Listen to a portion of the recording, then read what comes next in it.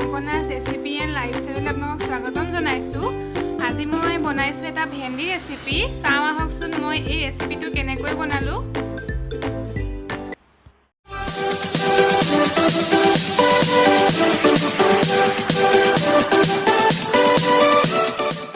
ইয়াৰ কাৰণে মই লৈছোঁ এইকেইটা ভেন্দি, দুটা বিলাহী লৈছোঁ, দুটা পিঁয়াজ ল'লোঁ, কেইফুটামান নহৰু, 3টা মই জলকীয়া লৈছোঁ, এচামুচ গৰম মছলা আৰু এটা মই মেগী মছলা লৈছোঁ।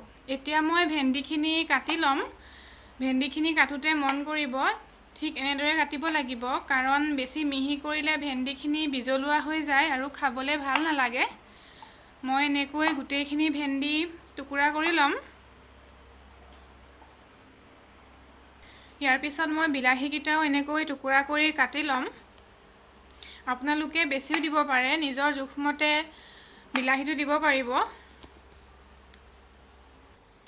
এতিয়া পিঁয়াজখিনিও মই এনেকৈ কাটি লৈছোঁ আৰু গোটেইখিনি মই মিক্সি জাৰত ভৰাই ল'ম।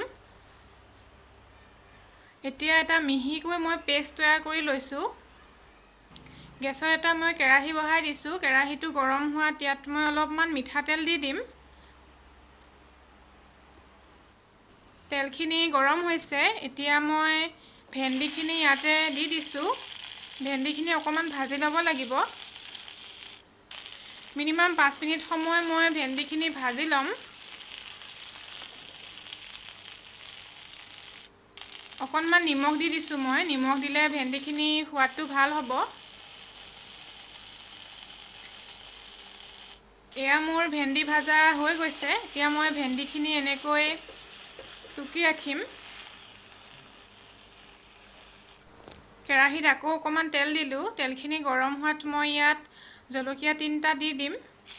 লগতে মই তৈয়াৰ কৰি থোৱা পেষ্টখিনি মই ইয়াতে ঢালি দিম। এতিয়া মই এই পেষ্টটো মিনিমাম 5 মিনিট সময় কম জুইত ভাজি ল'ম। ইয়াতে মই অকণমান হালধি গুড়ি দি দিম। এতিয়া মই এইখিনি অলপ সময় ভাজি ল'ম। মন কৰিব যে গেছৰ জুইটো কমাই ৰাখিব, নহ'লে এইখিনি জ্বলি যাব পাৰে। এতিয়া ইয়াতে মই আগতে ফ্ৰাই কৰি থোৱা ভেন্দিখিনি দি দিছোঁ। মই এতিয়া লৰাই ল'ম, লৰাই পেলাই মিলাই ল'ম। অকণমান নিমখ মই আকৌ দিছোঁ। গৰম মছলাখিনি মই ইয়াতে দি দিম। এইখিনিত মই এতিয়া অলপমান পানী দিম। আপোনালোকে নিজৰ জোখমতে পানীখিনি দি ল'ব, বৰ বেছিও নিদিব। এতিয়া এইখিনি মই অকণমান উতলিবলৈ ঢাকোন এখনেৰে ঢাকি দিছোঁ। মিনিমাম 5 মিনিটৰ পিছত মই এইখিনি ঢাকোনখন দাঙি চাইছোঁ। এয়া চাওক, এইখিনি মোৰ ডাঠ হ'বলৈ আৰম্ভ কৰিছে। এইখিনি সিজিও গৈছে। এতিয়া মই ইয়াতে মেগী মছলা অকণমান ছটিয়াই দিম। মেগী মছলা দিলে চব্জিখনৰ গোন্ধটো ভাল হয়। এয়া চাওক, এয়া মোৰ ভেন্দি ৰেচিপি হৈ গৈছে। ধুনীয়াকৈ এইখিনি গ্ৰেভি হৈ গ'ল।